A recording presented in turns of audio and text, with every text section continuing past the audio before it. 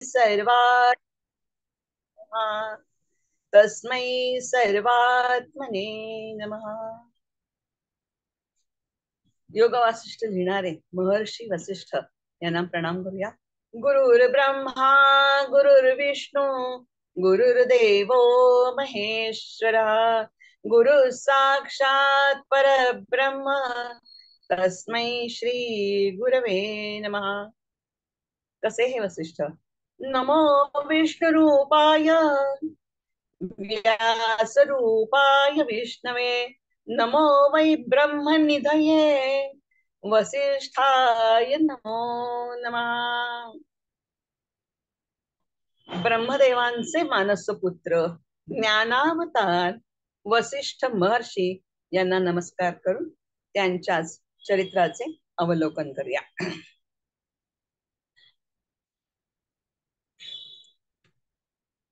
ही भरतभूमी कशी आहे? ब्रह्मराजर्षी रत्नाढ्याम वंदे भारत मातरम असं म्हटलेलं आहे. या भरतभूमीमध्ये ब्रह्मराजर्षी रत्नाढ्याम ही रत्नांची खाण आहे. कुठली रत्न? राजर्षी ब्रह्मर्षी अशा रत्नांची ही खाण आहे. आणि त्यातलं एक हिरा आज आपण पाहणार आहोत. ते आहेत ब्रह्म महर्षी वसिष्ठ. योग वसिष्ठाचं वाचन आपण सततच घडवून आणतो. महर्षी वसिष्ठ हे इक्ष्वाकू वंशाचे राजगुरु आहेत. इक्ष्वाकू वंशाचे, एका राजाचे नव्हे. हा इक्ष्वाकूंचा वंश जो परंपरेने चालू आहे, पिढ्यानपिढ्या ते राजपद त्यांच्याकडे इक्ष्वाकू वंशाकडे आहे. आणि त्या राज्याचे राजगुरु हे महर्षी वसिष्ठ होत आहेत. कसे आहेत हे वसिष्ठ? आध्यात्मिकता, धार्मिकता, निर्विकल्प समाधी या सगळ्या विषयांची प्रमाणभूत मान्यता म्हणजे वसिष्ठ. राजनीती आणि अर्थशास्त्र यातही तेच प्रमाण होते. राजनीतीतल्या कुठल्याही गोष्टीला प्रमाण दाखवा म्हटलं तर महर्षी वसिष्ठ. अर्थशास्त्रातही ते प्रमाण होते. म्हणजे कुठलंच गोष्ट अशी राहिली नव्हती की त्याला वसिष्ठांचं प्रमाण नाही, त्याला वसिष्ठांनी स्पर्श केलेला नाही. त्यांचं कर्तृत्व, चारित्र्य आणि सामर्थ्य, चारित्र्य आणि त्याच्याबरोबर असलेलं सामर्थ्य. चारित्र्य तेव्हाच घडतं तेव्हा त्याच्या मागे सामर्थ्य उभं असतं. म्हणून कर्तृत्व आहे, त्याच्या मागे चारित्र्य आहे आणि ते सामर्थ्यानं उभं केलेलं आहे. असे हे यामुळे महर्षी वसिष्ठांच्या समोर इक्ष्वाकू कुल, संपूर्ण इक्ष्वाकू कुल हे सदैव नतमस्तकच होतं. अयोध्येच्या दशरथ राजांच्या राज्यकारभारात त्यांचं अत्यंत प्रभावी स्थान होतं. इक्ष्वाकू वंशाचे वेन राजा, त्यांचा प्रभाव किती होता हे आपल्याला यांच्या काळात दिसतं. वेन राजा हा थोडासा राजा दरबारात आल्यानंतर, राजपद मिळाल्यानंतर बोलताना असं म्हणाला की आता मी राजा झालोय, त्यामुळे सगळ्यांना दंड करण्याचा हक्क मला आहे, पण मला मात्र कोणीही दंड करू शकत नाही. त्यावेळी राजगुरु उठून उभे राहिले आणि म्हणाले, राजा नाही, असं नाही. राजा धर्मदंड्योसी धर्मदंड्योसी धर्मदंड्योसी. तू जर धर्माचरणाच्या बाहेर गेलास, तुझं धर्माचरण सोडून दिलंस, तुझं धर्माचरणाच्या विरुद्ध वागलास तर हा धर्मदंड, त्यांच्या हातात धर्मदंड आहे, हा धर्मदंड तुला दंड करू शकेल, दंड करू शकेल, दंड करू शकेल. आणि हे त्याच्याच काळात त्याला प्रत्याला आलं. वेदराजाच्या उद्धट वागण्याने वेदराजाचं राजपद काढून घेण्यात आलं आणि दुसरा राजा स्थापित करण्यात आला. तर अशी प्रभुसत्ता, अशी धर्मसत्ता ही वसिष्ठांची होती. कसे होते? क्षात्र वेद विदाम श्रेष्ठ, ब्रह्मवेद विदाम श्रेष्ठ. म्हणजे क्षात्र वेदांची संपूर्णतः जाणणारे, संपूर्ण क्षात्रचे तेज असणारे, क्षात्र तेजाचं संपूर्ण ज्ञान असणारे, त्याचबरोबर ब्रह्मवेद विदाम, ब्रह्म तेजही असणारे. क्षात्र तेज आणि ब्रह्मतेज यांचं मिलन वसिष्ठांमध्ये झालेलं आपण पाहतो. आणि म्हणूनच त्या प्रभावानं इक्ष्वाकू वंशाचं संपूर्ण गुरुपद त्यांच्याकडे राहिलं.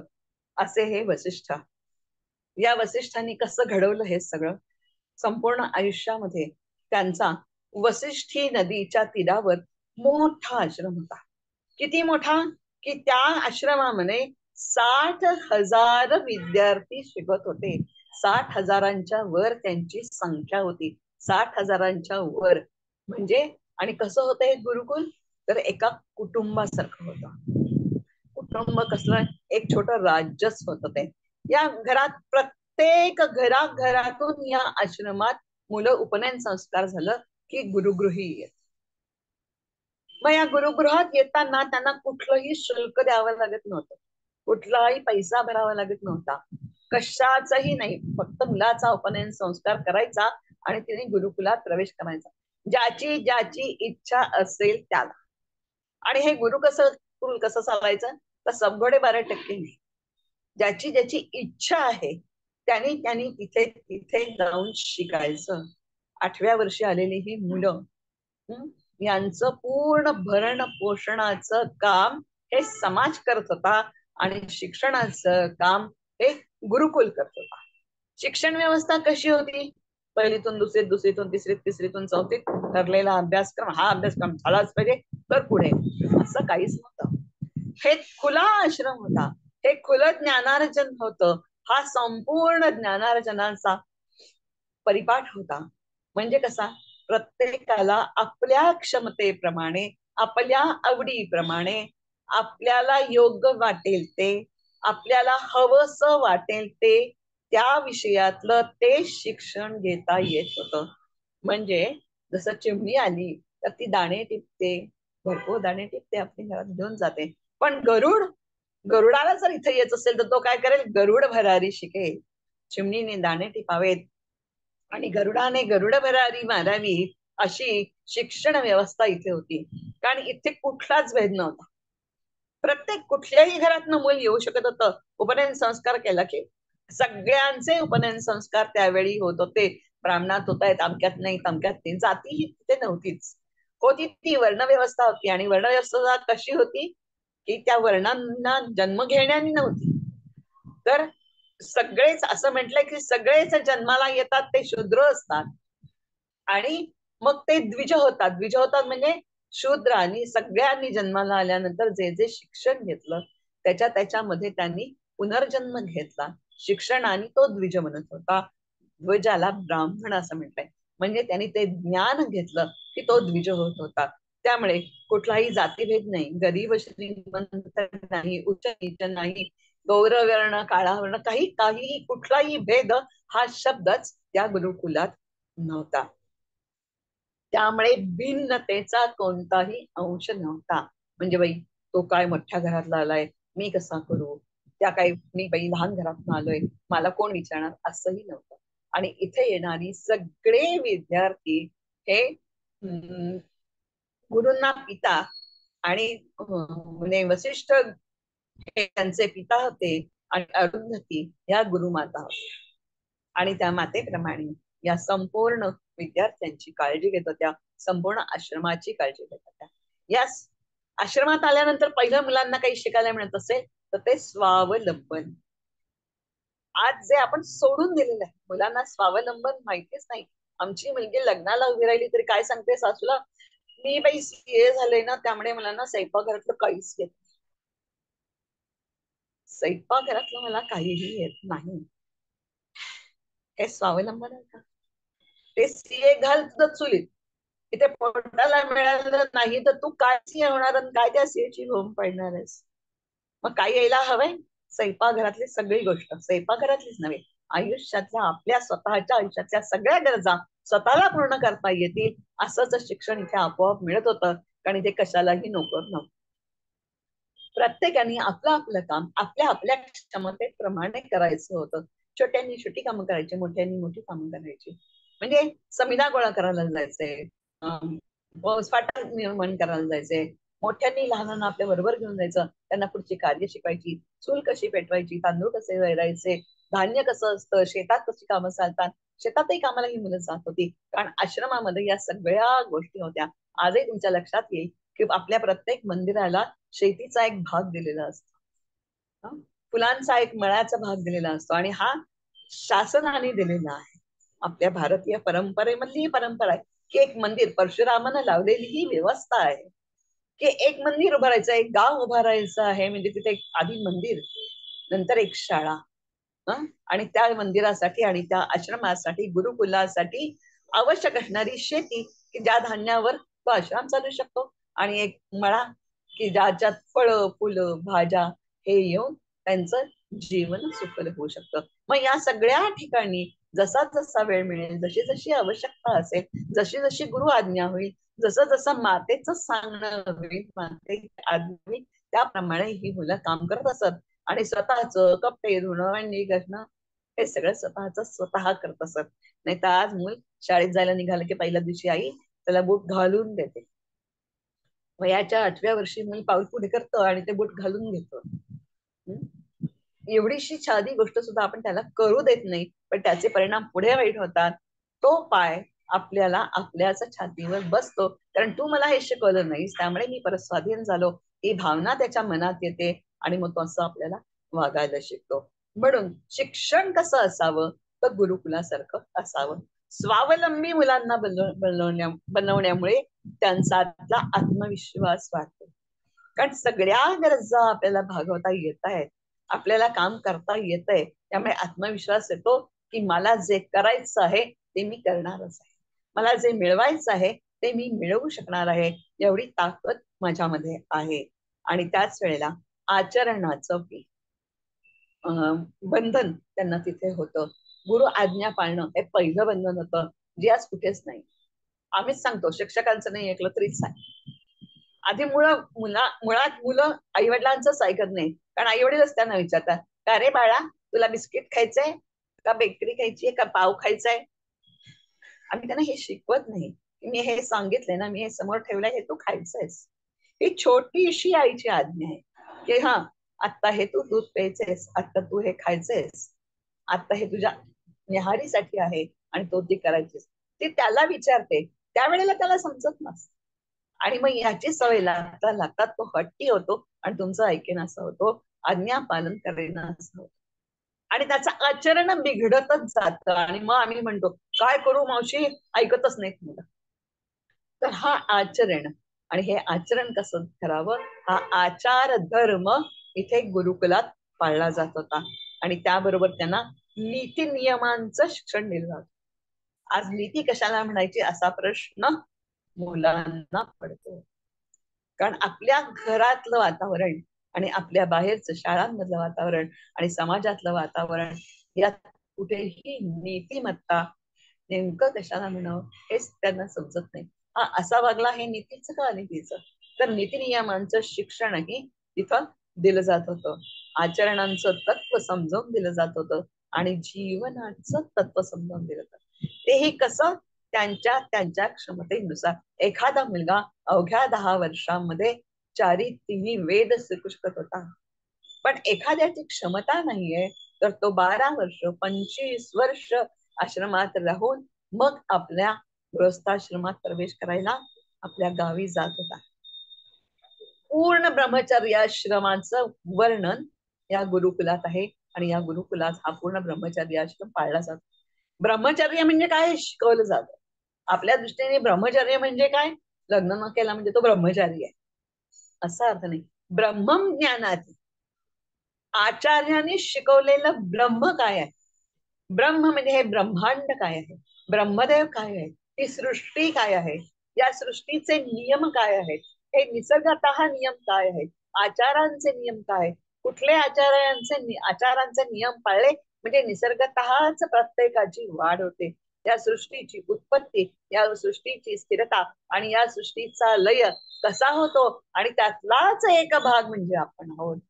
आपणच ब्रह्म आहोत, आपणच ब्रह्मांचा अंश आहोत, आपल्यातच आत्मा स्थिर झालेला आहे, आपल्यातच ब्रह्म स्थिर झालेला आहे, आणि हाच आत्मा एक दिवस हे शरीर हा देह सोडून निघून जाणार आहे. म्हणजेच जन्माला आलेल्या निर्मित झालेल्या प्रत्येकाचा लय हा ठरलेला आहे, आणि सृष्टी हे सगळे नियम बांधूनच चालू आहे. हे सगळं ज्ञान, हे सगळं ब्रह्माचं ज्ञान इथे मिळतं, आणि हे ब्रह्माचं ज्ञान ज्या वयात घ्यायचं त्याला ब्रह्मचर्याश्रम असं म्हणतात. आणि त्या आश्रमामध्ये हे ब्रह्मज्ञान शिकवलं जात होतं. प्रत्येकाच्या स्वाभाविक आवडीनुसार कार्य करता आल्यामुळं हव्या त्या गोष्टीचं शिक्षण घेणं आणि जी गोष्ट आवडीची असते त्या कुशलता आपोआप निर्माण. त्यामुळे अतिशय मुलांमध्ये कुशलता निर्माण होत होती. स्वानुभवातून ते शिकत होते. अनुभवातून शिकणं आणि ग्रंथ वाचून शिकणं यात खूप फरक आहे. आपल्याला हा कळत नाही कारण आपण मुलांना अनुभवात शिकू देत नाही. आपण त्यांना या ग्रंथात वाच, या ग्रंथातली ही परीक्षा दे, इकडचं इकडे उतरवलं, तिकडे तो पास झाला आणि तो मोठा झाला असं आपण म्हणतो. आपण इंजिनियर व्हा, आपण डॉक्टर व्हा, आपण वकील व्हा, आपण शिक्षक व्हा. पुस्तकं वाचून डिग्री मिळते, सर्टिफिकेट मिळतं, पण त्या व्यवसायामध्ये शिरताना, त्या नोकरीत नोकरी करताना, ते कर्म करताना अनुभवच यावा लागतो. आणि आपला आपल्याशी ताडून पहा, आपण जेव्हा अनुभवानी बोलतो तेव्हा त्याचा प्रभाव पडतो, अनुभवानी कार्य करतो तेव्हा ते अधिक सुफल होतो. म्हणून हा अनुभव मिळून देणं. आम्ही मुलांना म्हणतो नको खेळायला नको जाऊ, तुला लागेल, खर्चटेल. त्याला खेळ मारू द्या, त्याला खर्चटू द्या, मनम लावायला तुम्ही जा. हे शिक्षण इथं होतं. आणि स्वधर्म पालन सर्वात महत्वाचं म्हणजे एकाच कर्तव्य हा दुसऱ्याचा हक्क हे सहजपणे त्यांना आचरणात आणून देणं म्हणजे स्वधर्म पालन करणं. स्वतःचा धर्म म्हणजे स्वतःच कर्तव्य. इथे धर्म याचा अर्थ कर्तव्य असाच आहे. धर्म म्हणजे कुठलीही देवपूजा नाही. धर्म म्हणजे कर्तव्य. आणि हे खूप सहज होतं. एकाच कर्तव्य. आज माझं कर्तव्य आहे स्वयंपाक करणं, म्हणजे दुसराचा हक्क आहे जेवण. त्याला जेवायला मिळालं पाहिजे, त्याचा हक्क आहे. तो केव्हा पूर्ण होईल? जेव्हा मी स्वयंपाक करेन तेव्हा. माझं कर्तव्य काय? मी स्वयंपाक करायचं. आईचं कर्तव्य स्वयंपाक करायचंय. मुलाचं कर्तव्य आहे तिने जे वाढलं ते जेवायचं. म्हणजे मग ते सुफल होतं, सहज होतं आणि एकमेकांच्या मनाचा विचार करायला तिथे शिकवलं जातं. आणि मग ते आचरण धर्माचरण होतं. हेही इथं सहजपणे आयुष्यात जगता जगता शिकता येत होतं.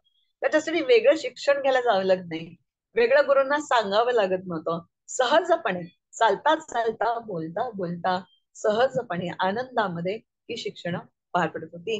याचबरोबर चारे वेद इथे शिकवले जात होते. हे सगळं करणारे या सगळ्या मुलांचं भरण पोषण करताना मी असं म्हटलं की समाज त्यांचं भरण पोषण करत होता. कसं काय? एवढा मोठा आश्रम चालवायचा, 60,000 विद्यार्थी मी म्हणते आहे. आपल्या घरात 6 माणसं सुद्धा नाही, इनमी 3 आहे, तरी त्यांचं भरण पोषण करताना आपली काय काय उडतीये. 2-2 जणांना नोकऱ्या कराव्या लागतायत, तसा पैसा कमावा लागताय असो. मग समाज भरण पोषण कसं करत होता? तर समाजामध्ये गृहस्थाश्रमी लोक, वानप्रस्थी आणि ब्रह्मचर्याश्रमी असलेले सगळे आश्रमामध्ये होते. या दोघांच्याही जेवणा खाण्याची भरण पोषणाची सोय हे गृहस्थाश्रमी करत होते. त्याचं सगळी छोटस उदाहरण तुम्हाला सांगते की आपण काय करतो, जेवायला बसलो की नैवेद्य दाखवतो आणि पहिला घास देवाला. आपल्या घरात नवीन काही आलं किंवा शेतकऱ्यांकडे पहिलं धान्य जेव्हा येतं तेव्हा एवढं धान्य पहिलं काढतात ते देवाला. देवाला म्हणजे ते आश्रमाला जात असत. किती सहज होतं बघा. प्रत्येक घरातून जी जी काही वस्तू निर्मिती होत होती ती मग ते कपडे असो, तो कापूस असो, ते धान्य असो, ती फळं असो, ती फुलं असो, हे सगळं आश्रमाकडे आपणहून स्वतःहून स्वावलंबनाने माझं कर्तव्य म्हणून, माझा धर्म म्हणून आश्रमाला पाठवलं जात होतं. न मागता कोणीही आश्रमातून मागायला येत नव्हतं की अहो तुमच्याकडचं धान्य द्या बरं का, ओ तुमच्याकडची देणगी द्या बरं का. आपण हून प्रजा, गृहस्थाश्रमाचं कर्तव्य म्हणून, गृहस्थाश्रमाचा धर्म म्हणून ते ब्रह्मचर्याश्रमासाठी, वानप्रस्थींसाठी आश्रमात पाठवलं जात होतं. आणि शिवाय आश्रमाचं जे होतं ते तिथे भरण पोषणात सिद्ध होतं. असे हे आश्रम चालत होते. कुठेही पैशांचा व्यवहारच नव्हता, त्यामुळे सगळे सुखी होते. ब्रह्मचर्याश्रमातले लोक आपण पाहिले, गुरुकुलात आलेले विद्यार्थी आपण पाहिले, त्यांना त्यांचं भरण पोषण करणारे गृहस्थाश्रमी जे गावात आहेत, आश्रमाच्या बाहेर आहेत, तो समाज आपण पाहिला. की तो आपलं कर्तव्य पालन करताना, आपला धर्म पालन करताना त्यांच्या भरण पोषणाची जबाबदारी घेत होता. मग सर्वात महत्वाचं, शिक्षक कसे होते, गुरु कसे होते. आता आपल्याकडे शिक्षक कसे आहेत, काय करणार, नोकरी लागली नाही तो मला लग्न करता येत नाही, नोकरी लागली की मी लग्न करतो, म्हणजे मी गृहस्थाश्रमी न होता सुद्धा, म्हणजे माझं वय ते आहे. इथे जे शिक्षक आहेत ते कसं आहे, वानप्रस्थी, ज्यांचा गृहस्थाश्रम पूर्ण झालेला आहे, ज्यांची पुढची पिढी गृहस्थाश्रम आलेली आहे, त्यांनी आपल्या आपल्या ज्ञानाचा ठेवा घेऊन आश्रमामध्ये जायचं आणि आपल्याजवळ जो काही ज्ञानाचा साठा आहे तो असा उदारपणे सगळ्यांना द्यायचा, ज्याला ज्याला हवं आहे त्याला त्याला ते ते पुरवायचं. ते सुद्धा कसं, नीती धर्म पालनाने, कर्तव्य म्हणून त्याचा मोबदला पैसा शून्य मिळेल. हा, वानप्रस्थींचं सुद्धा भरण पोषण आश्रमामध्ये होत होतं. वानप्रस्थींनाही आपलं आपलं काम आपणच करावं लागत होतं. नाही तर मी शिक्षक झाले, चल रे उचलून ठेवते माझं, चल रे माझी आई दप्तर घेऊन जा, असं नव्हतं. गुरु सुद्धा आपलं काम स्वतः करीत असत, म्हणजे तो आदर्श मुलांसमोर राहत होता. इथं आता काय होतं, आम्ही पगार घेतलाय, आम्ही शिक्षक आहोत, पगार मिळाला, शिकवलं नाही आणि हो माहित नाही. शिक्षक वानप्रस्थी असल्यामुळे, गृहस्थाश्रमी असल्यामुळे कामवासना तशाच आहे. त्यांच्या त्या कामवासना, त्यांच्या त्या क्रोध वासने पाहिजे. ते कधी कधी मुलांवर राग करतात, कधी कधी मुलांची इतके प्रेमाने वागतात की नको, आणि मग नको त्या गोष्टी करताना आपण. म्हणून इथे शिक्षक गुरु कसे होते, वानप्रस्थाश्रमी. बघा, समाज व्यवस्था अशी लावलेली आहे की ब्रह्मचर्याश्रमात असलेल्यांना गुरुगृही पाठवा, आणि त्यांना शिकवणाऱ्यांचा गृहस्थाश्रम पूर्ण झालाय. गृहस्थाश्रम पूर्ण झालाय म्हणजे काय, त्यांचा काम शांत झालेला आहे, त्यांची वासना पूर्ती झालेली आहे, ते वासनेपासून लांब गेलेले आहेत, त्यांचा क्रोध मर्यादित झाला आहे, माया काय आहे हे त्यांना समजलेलं आहे, त्यांचा मोह मद मत्सर याच्या पलीकडे ते गेलेले आहेत. आता त्यांना कोणाचा मत्सर उरलेला नाहीये, कुठलाही मद शिल्लक राहिलेला नाहीये, कारण ते वानप्रस्थी झालेले आहे. संपूर्ण गृहस्थाश्रमातला संसाराचा उपभोग त्यांनी घेतलेला आहे, आणि मग हे वानप्रस्थी शिक्षक म्हणून. आत्ताच्या ज्येष्ठ नागरिकांची काय कुचंबणा आहे, मला सगळं येत आहे, हो आजही मी उत्कृष्ट वकिली करू शकते, पण मी आता माझ्या शारीरिक परिस्थितीमुळे करू शकत नाही, आणि हे जे ज्ञान आहे ते देऊ कोणाला, देऊ कसं, कारण मी रिटायर झाली आहे, जज म्हणून मी रिटायर झालेले आहे. वकिलांना रिटायरमेंट नाहीये, पण शारीरिक त्यांना रिटायरमेंट आपोआपच देते. इंजिनियर रिटायर झालेला आहे, डॉक्टर रिटायर झालेला आहे, मोठे मोठे ऑफिसर्स रिटायर झालेले आहे, पण ज्ञानाचा साठा तसाच आहे. आणि आता गृहस्थाश्रम संपलेला आहे, गृहस्थाश्रमाचे लोक विचारत नाहीत, ज्ञानदान आम्हाला करता येत नाही, आमच्या जवळ जे काही आहे ते आम्हाला असं उभ्या ह्याच्याने वाटता येत नाही, कारण पुढची सोय नाही, मग तो आपला जपून ठेव जपून ठेव जपून ठेव, आणि नको गोष्टी. सगळी आपली समाज व्यवस्था आपण बिघडवून टाकली आहे, कारण आपलं धर्माचरण नाही. आपल्या धर्माने आपल्याला हे आश्रम दिलेले आहेत, आणि ही आश्रम व्यवस्था सुद्धा व्यासांनी करून दिलेली आहे. ते मी व्यास म्हणेन तेव्हा सांगेन. वानप्रस्थाश्रमात आलेल्यामुळे शांतपणे, निरपेक्षपणे, निस्वार्थीपणे समाज घडवण्याचं कार्य ते करत असत. गृहस्थाश्रमाच्या अनुभवाने ते शहाणे झालेले असत, आणि गृहस्थाश्रमात वागताना कुठलं संकट कसं येईल, त्याला तोंड कसं द्यायचं, त्याला प्रतिकार कसा करायचा, हेही अनुभवाने ते ब्रह्मचर्या मुलांना सांगू शकतात. कुठे कसा जाशील, सगळे मार्ग त्यांना ते दाखवून देत असत. अनेक विविध वृत्ती त्यांनी पाहिलेल्या असतात. त्यामुळे या आश्रमामध्ये सुद्धा वयाच्या 8 वर्षापासून 25 वर्षापर्यंतचे सगळे विद्यार्थी आहेत. वानप्रस्थी गुरु सगळे शिकवायला आलेले आहेत. तर असे हे सगळे जमा झाल्यानंतर विविध व्यक्ती, विविध वृत्ती, हे सहज आहे, हे नैसर्गिक आहे. पण मग इथे काय करत होतं, तर विविध वृत्तींचा, विचारांचा, प्रवृत्तींचा समन्वय घडवला जात होता.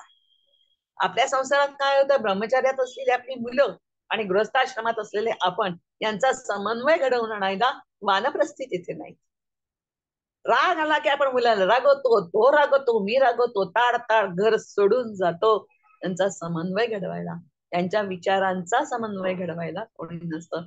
हे गुरुकुलात घडवलं जात होतं की या सगळ्या वृत्तींचा, विचारांचा, प्रवृत्तींचा समन्वय घडवून आणला जात होता. आणि त्यामुळे हे गुरुकुल म्हणजे एक मोठं कुटुंब, जिथे शास्ता किंवा शासक नव्हता, कायदा वा नियम नव्हते, पण तरीही एक छोट हे राज्य होतं.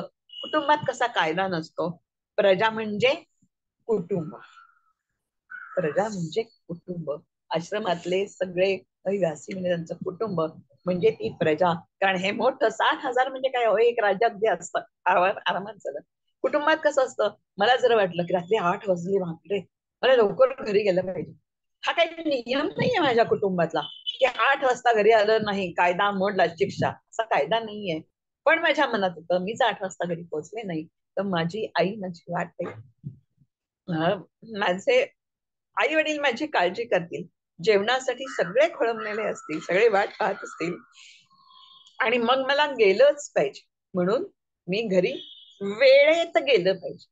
हा सहज अलिखित असलेला नियम पाळण्याची सहज नैसर्गिक वृत्ती ते कुटुंब. हा, नियम नसला तरी तो नियम पाळणं, कायदा नसला, राज्य नसलं, राजा शासक नसला तरी सुद्धा कर्तव्य दक्षता आणि हक्कांची अंमलबजावणी ही सहजपणे तिथे होत होती.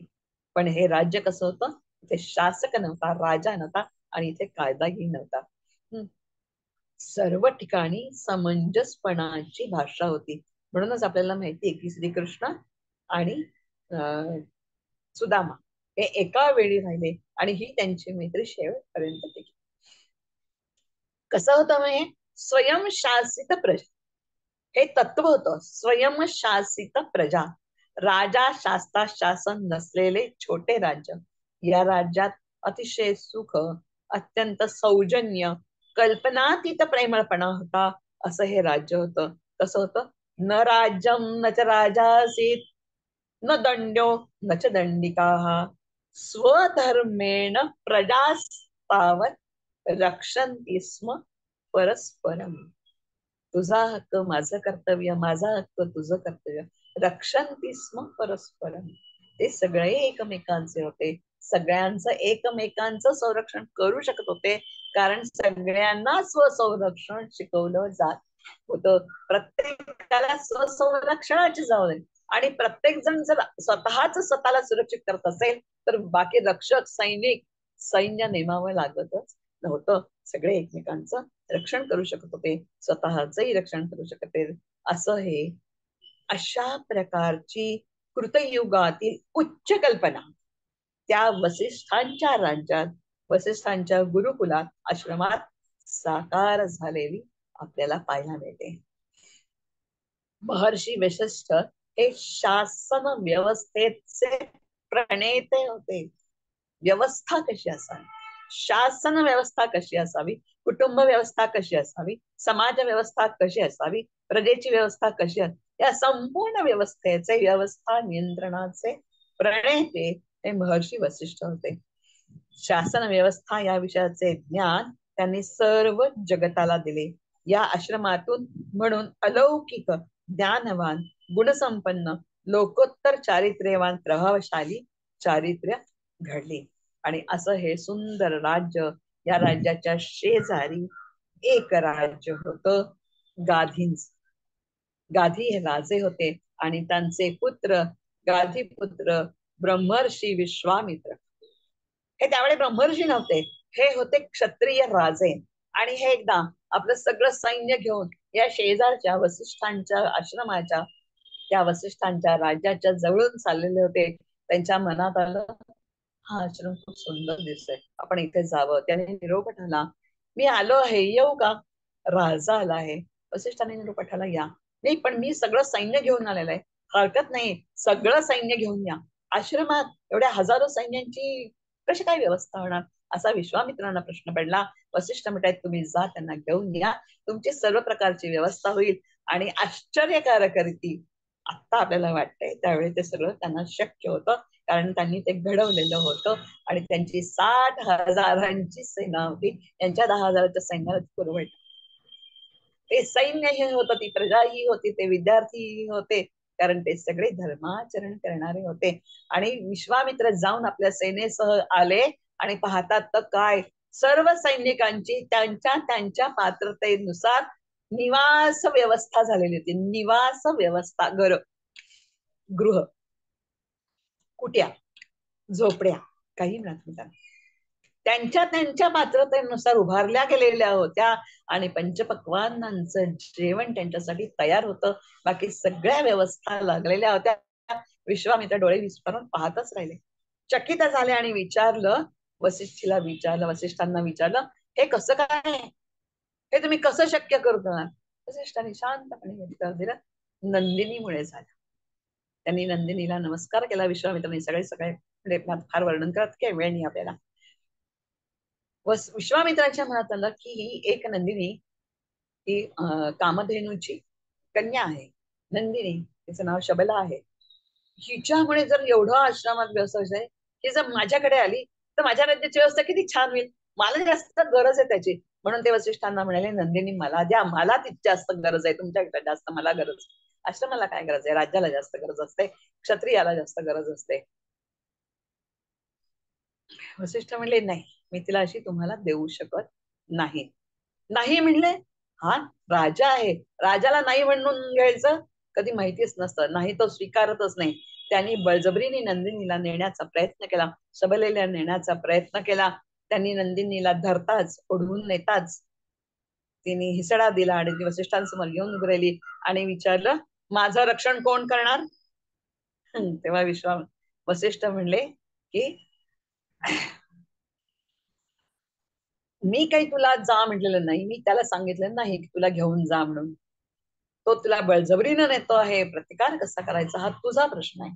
स्वतःच रक्षण कसं करायचं हे तुला माहिती आहे, तुझं रक्षण तू कर.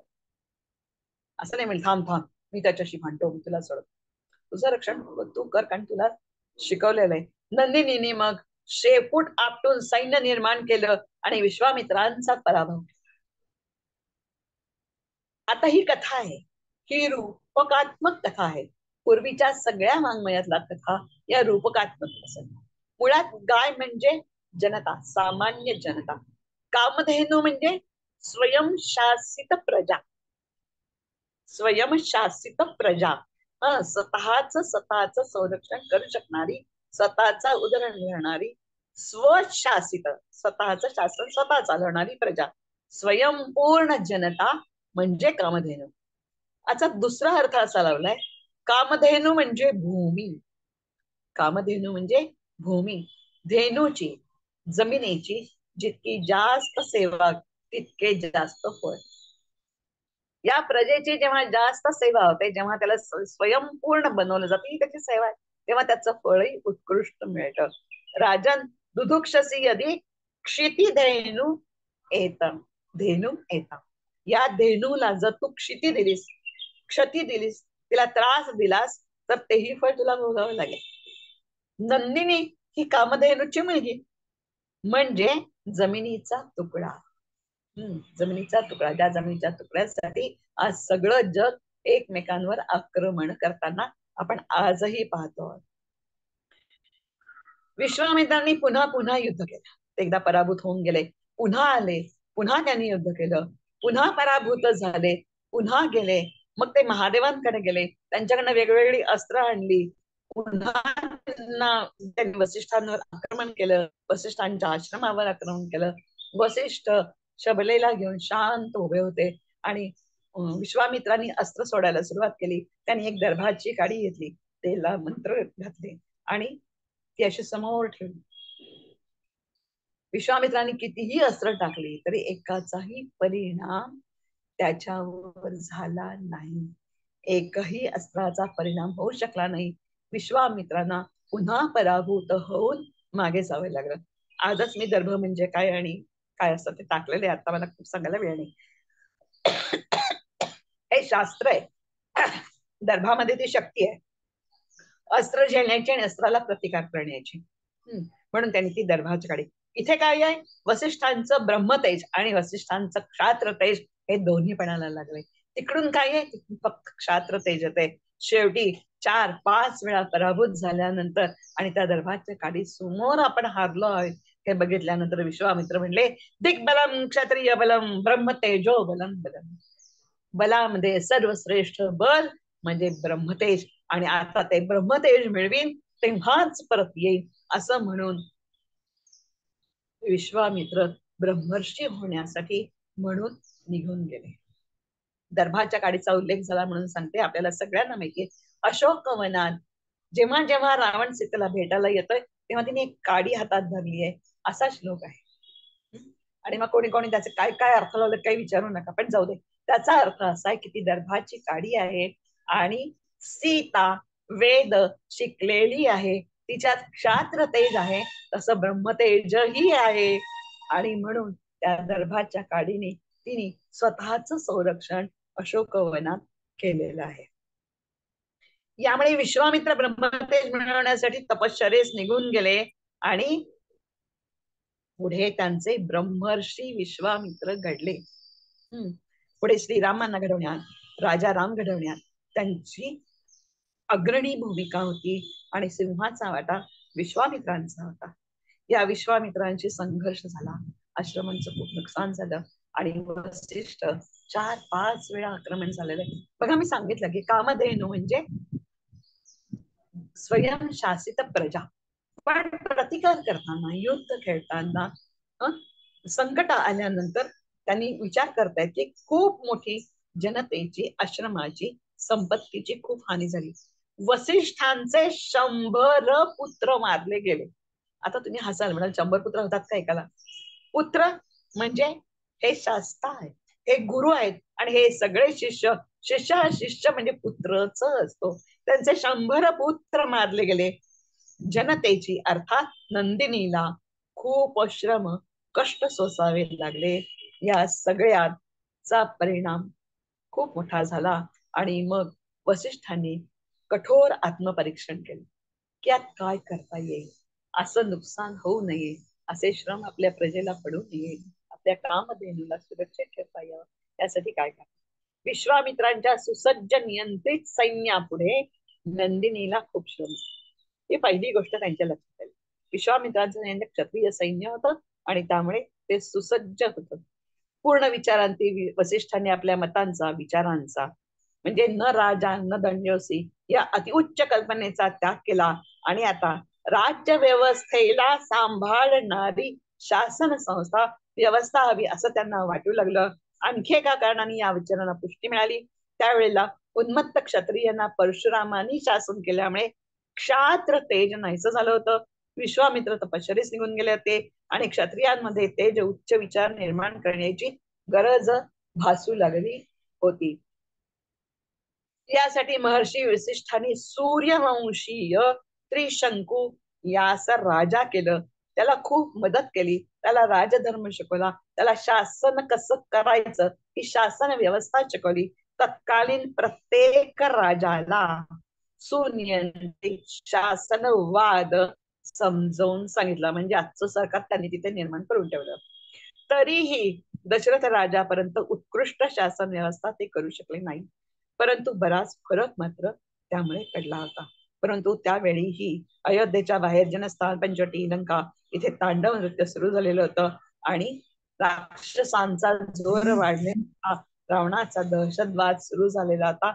आज जी परिस्थिती आजच्या जगामध्ये सगळीकडे शासन आहे पण आतंकवादाने सगळे घेरलेले आहेत, तेच प्रकरण तिथं होतं. वसिष्ठांनी मानव संस्कृतीचं शोधन केलं आणि त्यांनी असं ठरवलं, मानवांचे गुणधर्म क्षणोक्षणी बदलतात, प्रत्येक क्षणी त्याचे विचार बदलतात. त्यांनी निश्चित केलं की क्षत्रियांची आवश्यकता असून सुनियंत्रित राज्य शासन हवे आहे. त्यांनी हे निश्चित केलं की क्षत्रियांची आवश्यकता असली तरी सुनियंत्रित राजसत्ता हवी असली तरी त्याच्यावर ज्ञानी आणि तेजस्वी ब्राह्मण्याचे वर्चस्व हवे आहे. आणि मग संजीवनीचा संपूर्ण विचार करून त्यांनी पुढे रामराज्य विश्वामित्रांच्या सहाय्यानं निर्माण केलेलं आपल्याला दिसतं. हे त्यांनी सुनियंत्रित राज्य निर्माण केलं, त्याच्यावर इतकं प्रेम केलं, आपल्या तत्वावर इतकं प्रेम केलं, आपल्या राजकारणावर इतकं प्रेम केलं की राजकारण आणि वसिष्ठ हे अलग करताच येत नाही. वसिष्ठ म्हणजे चालतं बोलतं राजकारण, राज्यतंत्र हे त्यांचं वैभव होतं. मग त्यांनी काय ठरवलं, कशी असावी प्रजा, कसं असावं राज्य. सर्वे ज्ञानोपसंपन्ना सर्वे समुदिता गुणैः सर्वे वेद विदः शूराः सर्वे लोकहिते रताः. अशी जेव्हा प्रजा आणि राजा यांची स्थिती असेल त्यावेळेसच रामराज्य येईल. आणि मग त्यांनी पूर्ण रामायण घडवलं. तपश्चरेला क्षत्रवेद विदाम श्रेष्ठ ब्रह्मवेद विदाम अपि ब्रह्मपुत्रो वसिष्ठो माम एवं वदुत देवतः. ब्रह्मर्षी व्हायला गेलेले विश्वामित्र ब्रह्मर्षी होऊन येतात. प्रत्यक्ष ब्रह्मदेव त्यांना म्हणतात तुम्ही ब्रह्मर्षी झालात. ते म्हणते नाही नाही, तुम्ही वसिष्ठांनी. कसेच वसिष्ठ? क्षत्रवेद विदाम, ज्याला क्षात्र तेज आहे आणि ब्रह्मतेजामध्ये तो सर्वश्रेष्ठ आहे, अशा त्या ब्रह्मर्षींनी मला ब्रह्मर्षी म्हणावं, मग मला मी समजेल की मी ब्रह्मर्षी झालो. विश्वामित्रांचा आग्रह होता. ब्रह्मर्षी वसिष्ठ किती मोठे, आपले 100 ज्यांनी मारले त्याला सुद्धा त्यांनी महापत्र सांगितला. ते सगळं वाच विसरून गेले आणि ब्रह्मर्षी उठा, तुम्ही ब्रह्मर्षी झाला. विश्वामित्र उठा, तुम्ही ब्रह्मर्षी झालात. आणि त्यांच्या सहाय्यानं पुढं रामराज्य त्यांनी आणलेलं आहे.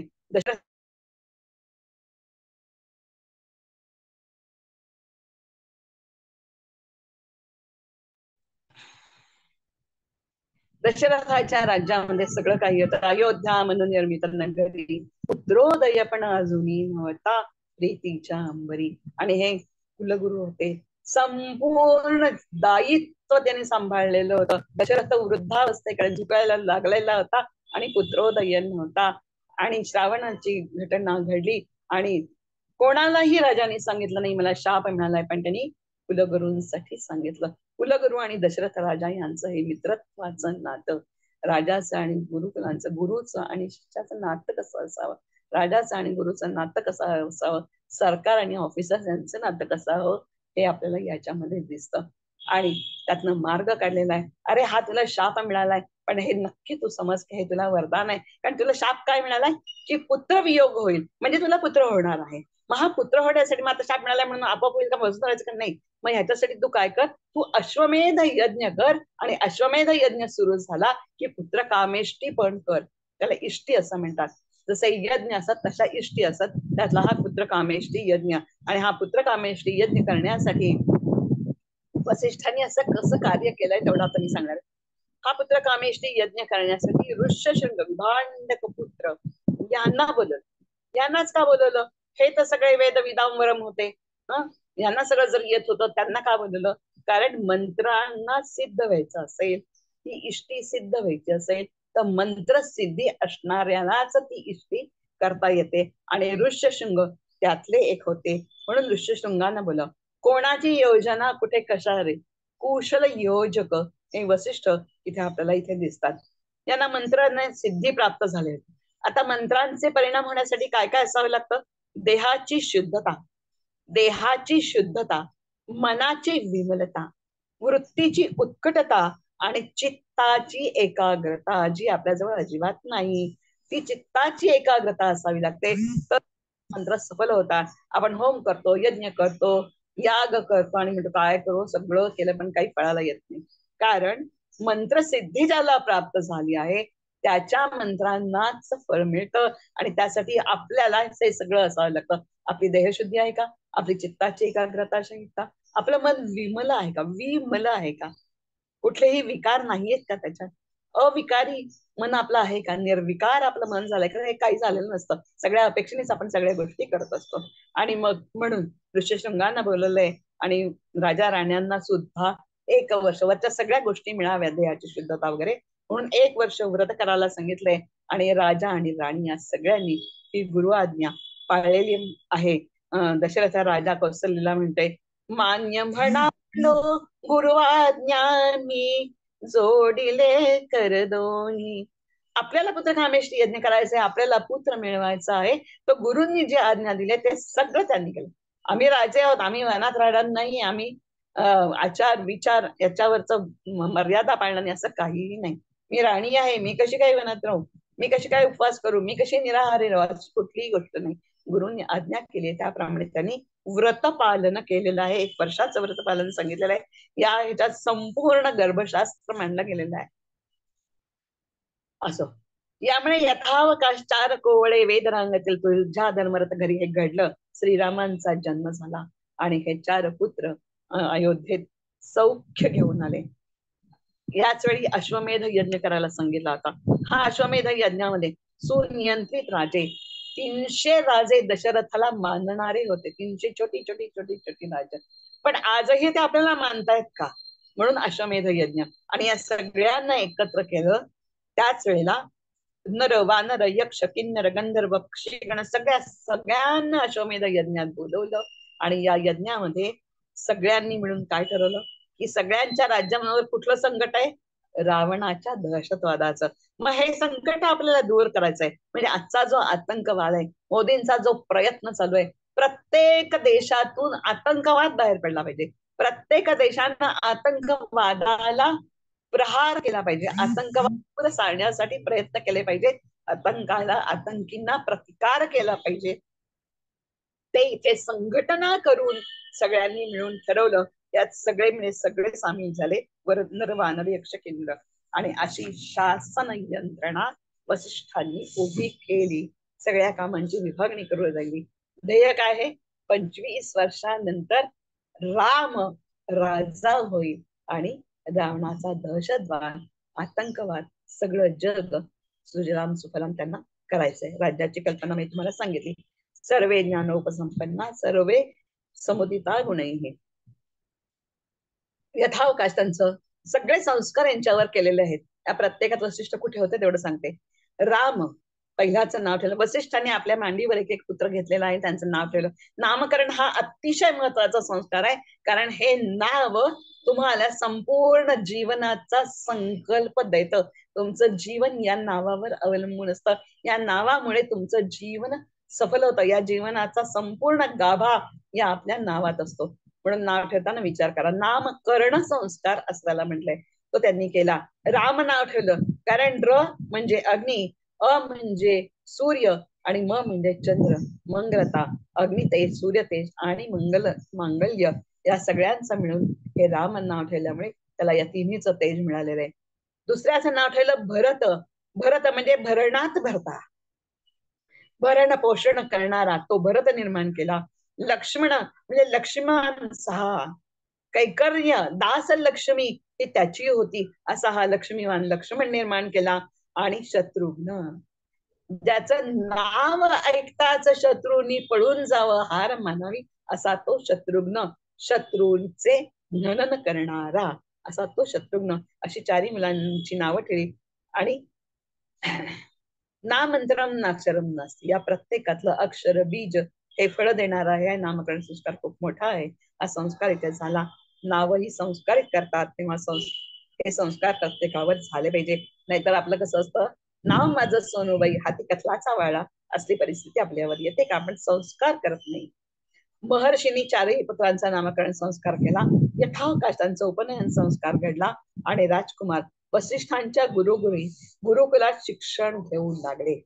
वसिष्ठांच्या गुरुकुलात राजकुमार असले तरी सामान्य शिष्यांसमवेतच त्यांना समान वागणूक दिली जात होती. कोणी इथे उच्च नीच जाती वर्ण भेद नव्हते. हे मगाशी तुम्हाला सांगितलं. स्वावलंबन तिथे आपल्याला ह्याचाच परिणाम म्हणून दिसतो की लक्ष्मण कुठे बांधू शकला, पर्णशय्या निर्माण करू शकला. आणि संपूर्ण 14 वर्षाचा वनवास कसा घालायचा तिथे कुठेही ते दुःखी झालेले नाही, कारण या सगळ्याची सवय त्यांना या गुरुकुलात झालेली होती. हे सगळं शिक्षण त्यांना मिळालेलं होतं. त्या आयुष्यामध्ये जी गरजा लागते त्या कशा पूर्ण करायच्या. आणि गुरुकुलात वसिष्ठांच्या गुरुप्रेमाबरोबर त्यांना अरुंधती मातेचे प्रेमही लागले. 4ही वेदांचे, उपवेदांचे, पराक्रमाचे, लोकहिताचे शिक्षण श्रीरामांना मिळाले. 4ही वेद, उपवेद, उपनिषद सगळं त्यांना शिकवले. आणि पराक्रमाचे, लोकहिताचे पराक्रमाचं शिक्षण त्यांना दिलेलं आहे, क्षात्र तेज त्यांना दिलेलं आहे, लोकहिताचं शिक्षण दिलंय, कारण त्यांना राजा व्हायचंय, प्रजेची कसा प्रजानुरंजनात असा राम त्यांनी तिथे घडवलेला आहे. आणि धनुर्वेदच निरता, धनुर्वेदात नियत असलेला आणि पितृशुश्रूषणे रताः, माता पित्यांची सेवा करणारा राम त्यांनी इथे घडवलेला आहे. ज्ञान संपन्ने बरोबर श्रीराम श्रीमंत ही झाले. आपल्याला श्रीमंत माहितीये, आपल्याला श्रीमंत आवडतात, आपल्याला श्रीमंत व्हायचं असतं, पण श्रीमंत, श्रीमंत याचा अर्थ ज्याला अयोग्य गोष्टींची लाज वाटते. आज आम्हाला कशाचीच लाज वाटत नाही, आम्हाला उघड अंग प्रदर्शन करण्याची लाज वाटत नाही, आज आम्हाला पैसे खाण्याची लाज वाटत नाही, भ्रष्टाचार करण्याची लाज वाटत नाही, स्वार्थाची लाज वाटत नाही. या सगळ्या अयोग्य गोष्टी आहेत. श्रीमंत झाले म्हणजे कुठलीही अयोग्य गोष्टींची त्यांना लाजच वाटत होती, म्हणजे ती कधीच ते करू शकत नव्हते. माणसाला जेव्हा एखाद्या गोष्टीची लाज वाटते तेव्हा ती गोष्ट तू कधीच करत नाही, म्हणून ते असे श्रीमंत श्रीमंत झाले. जीवन म्हणजे केवळ यौवन नव्हे, तर मानवी जीवनाचा विचार करता, साकल्याने विचार करता यावा, असे शिक्षण त्यांना वसिष्ठांच्या गुरुकुलात. त्यांना काय काय शिकवलं गेलं? कामवाद, कामाचार आणि कामभक्षण. कामवाद म्हणजे वाटेल तसं बोलायचं नाही, कामाचार म्हणजे वाटेल तसं वागायचं नाही, काम आचार. आणि कामभक्षण म्हणजे वाटेल ते खायचं नाही. या सगळ्यामध्ये काम आहे म्हणजे वासना आहे, म्हणजे या सगळ्या वासनांच्या पलीकडेच आहे. या इंद्रियांचा गुलाम म्हणून आपलं मन नाही व्हायला पाहिजे, आपला मन राजा झालं पाहिजे. राजा काय करतो? सगळ्या इंद्रियांना ताब्यात, असं त्यांना परिपूर्ण त्यागाचं, इंद्रिय संयमनाचं आणि वासनांचा पूर्ण त्याग करायला शिकवलं. त्याच वेळी यमनियमांचे पालन शिकवलंय. या साऱ्यांचं शिक्षण त्यांना तिथे मिळालं. यामुळे ब्रह्मचर्याश्रमाचे पूर्ण पालन झाले. नाहीतर आजचा विद्यार्थी 50% गृहस्थ झालेला असतो, धड न ब्रह्मचारी, धड न गृहस्थाश्रमी, आणि मग नर नपुंसक तो बनत असतो. गुरुकुलातील पूर्ण अध्ययनानंतर महर्षी वसिष्ठ दिव्य उपदेश करतात. यांनी 8-10 वर्षामध्येच ते पूर्ण केलं, 8 वर्षातच ते पूर्ण केलं होतं. 18 वर्षापर्यंत संस्कार झाला, ते गुरुगृहात गेले आणि 16व्या वर्षी राम परत आलेले आहेत. 8 वर्षात 4 वेद शिकलेले आहेत, एवढं तेज त्यांच्यामध्ये आहे. शेवटचा उपदेश करतात, सत्यम वद धर्मंचर स्वाध्यायात्मा प्रमादः. सत्यम वद, जे बोलशील ते सत्यच असेल, आणि सत्य हे बोललेच पाहिजे, सत्य लपवायचं नाही. नाही हो त्याचं जरा वाईट झालं असतं ना, काय करायचंय बोलून, सत्य लपवायचं नाही, असंच शिक्षण सत्यम वद यामध्ये आहे. धर्मंचर, धर्माच्या चाकोरी बाहेर वर्तन नको, विचाराचे स्वातंत्र्य असले तरी स्वैराचार नको. आज जे आपण केलंय, आपल्याला स्वातंत्र्य मिळालं, विचारांचं स्वातंत्र्य, पण स्वातंत्र्य कुठेच दिसत नाही, आचार कुठेही दिसत नाही, सगळीकडे स्वैराचार माजलेला आहे, ते नको, हेही त्यांना शिकवलं. आणि स्वाध्याय मा प्रमदः, जे जे तुला शिकवलं आहे त्याचं सतत अध्ययन, म्हणजे पुस्तकं काढून वाचत बसायचं याला अध्ययन म्हणत नाही. अध्ययन म्हणजे जे जे आपल्या मनात शिकलंय, जे जे विचार आपण घेतलेले आहे त्याचं सतत मनन चिंतन सतत करत राहायचं, त्यात खंड पाडायचा नाही. तर आजच्या विद्यार्थ्यांचं काय होतं, पुढे पाठ मागे सपाट, पहिलं सेमिस्टर आम्हाला दुसऱ्या सेमिस्टर मध्ये गेलो, पहिल्या सेमिस्टरला काही येत नाही, तसं नको. म्हणून काय सांगितलं, सतत स्वाध्यायात मा प्रमदः, कधीही चुकू नकोस. महर्षी वसिष्ठांनी 4 पुत्रांचे वेदाध्ययन करून घेतले, शस्त्रशास्त्रांचा अध्ययन पाया पक्का केला, संपूर्ण जीवन सुशोभित सुखद करावायचंय हा समग्र विचार दिला. संपूर्ण जीवन, आपलं जीवन संपूर्ण केव्हा होतं, तेव्हा आपण इतरांचाही विचार करतो, संपूर्णत्वाचा आपण विचार करतो, पूर्णत्वाचा आपण विचार करतो, अध्यात्माचा आपण विचार करतो, आत्म्याचा विचार करतो, तेव्हा आपण पूर्णत्वाला जातो.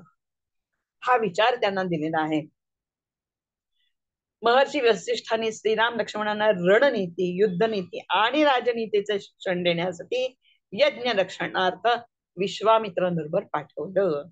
विश्वामित्र बरोबर का पाठवलं? कारण त्याला हे सगळं शिकवायचं होतं. कारण विश्वामित्र ब्रह्मर्षी होताना क्षात्र तेज विसरलेले ना, सगळं क्षात्र तेज आणि खूप सारा शस्त्रसाठा त्यांच्याकडे होता, आणि त्याच्यासाठी ते यज्ञ करत होते. रावणाचा दहशतवाद संपवण्यासाठी ते यज्ञ करत होते आणि त्या यज्ञाचं रक्षण करता करता रामाला हे सगळं शिकायला मिळालं असतं, म्हणून त्यांना पाठवलं. कारण त्याच वेळेला जशी विश्वामित्रांनी महादेवांकडून मिळवलेली अस्त्रविद्या त्यांना दिली, तशीच जया आणि सुप्रभा या खूप मोठ्या शास्त्रज्ञ होत्या. तशाच त्या शस्त्र करणाऱ्या होत्या, शस्त्र निर्मिती करणाऱ्या होत्या. त्यांनी 80 अस्त्र या दोघींनी निर्माण केली आणि तीही श्री रामचंद्रांना आणि लक्ष्मणांना मिळवून दिली. म्हणून योग वासिष्ठने त्यांना ते पाठवलं होतं. बालपणात पराधीनता, यवनात इच्छापूर्तीचे दुःख आणि वृद्धापकाळी देह दौर्बल्य दुःख एवढं करून सगळं इथेच ठेवून जायचं, तर जगायचं कशाला, असं श्रीरामांना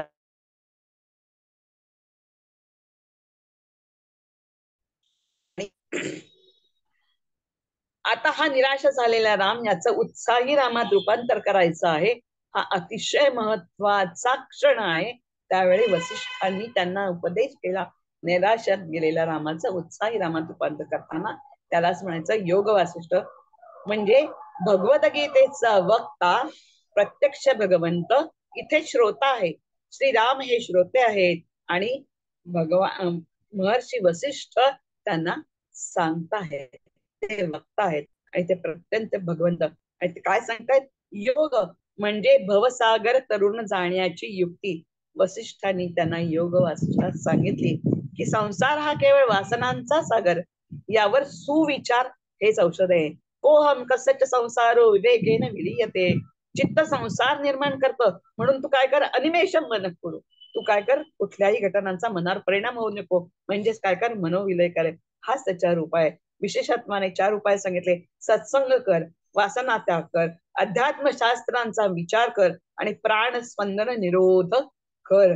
मोक्ष मार्गाचे 4 द्वारपाल सांगितले. शम संयम, विवेक विचार, संतोष आणि साधू संगम.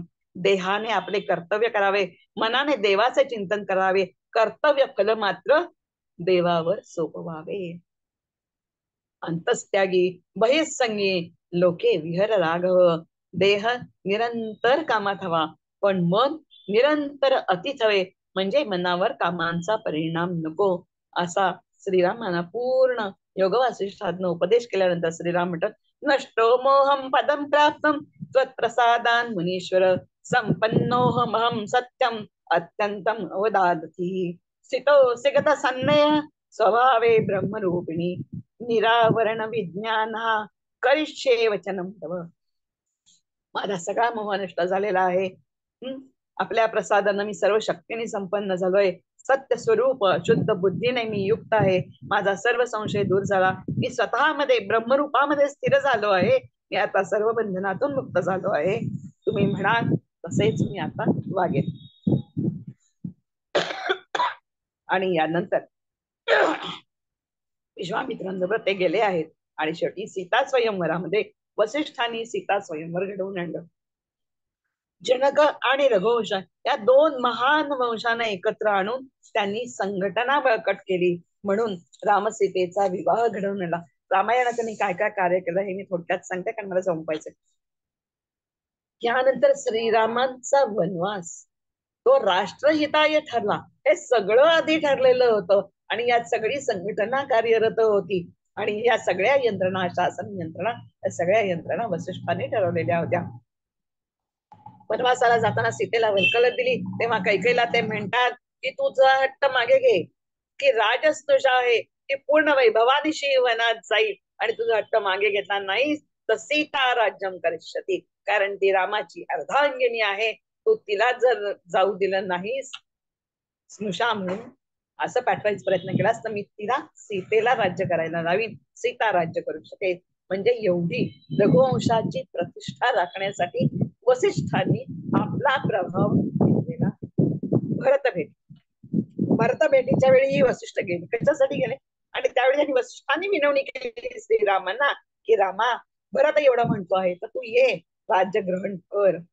करत्यांना असं म्हणजे घडवायचं नव्हतं, पण आपण घडवलेला शिष्य, आपण ठरवलेलं ध्येय साकार करण्यासाठी श्रीराम प्रभू योग्य मार्गावर आहेत ना, एवढंच बघण्यासाठी म्हणून त्याने ती विनवणी केली होती.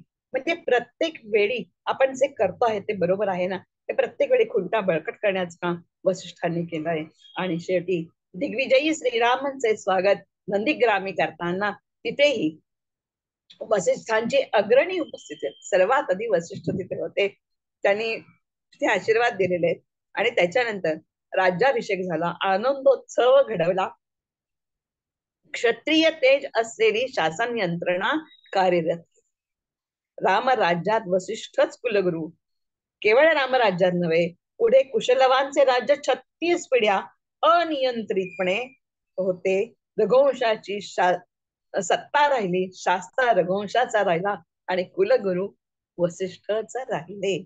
ब्रह्मर्षी वसिष्ठांनी अधिभौतिकतेवर आध्यात्मिकतेचे नियंत्रण ठेवून सुव्यवस्थित सुराज्य बनविले. आपणही हिंदू राष्ट्राला याच मार्गाने पुन्हा तेजस्वी हिंदू राष्ट्र बनवूया. ब्रह्मर्षी वसिष्ठांना विनम्र अभिवादन करू आणि म्हणूया, तव स्मरण संतत स्फुरणदायी आमागडो त्वदीय गुण कीर्तन ध्वनी सुरम्य करणी पडो. स्वदेश हित चिंतना विण तुझी कथा नावडो. तुझ्या समची आमुची तनुही देशकारी पडो. जय जय रघुवीर समर्थ. श्रीराम जय राम जय जय राम.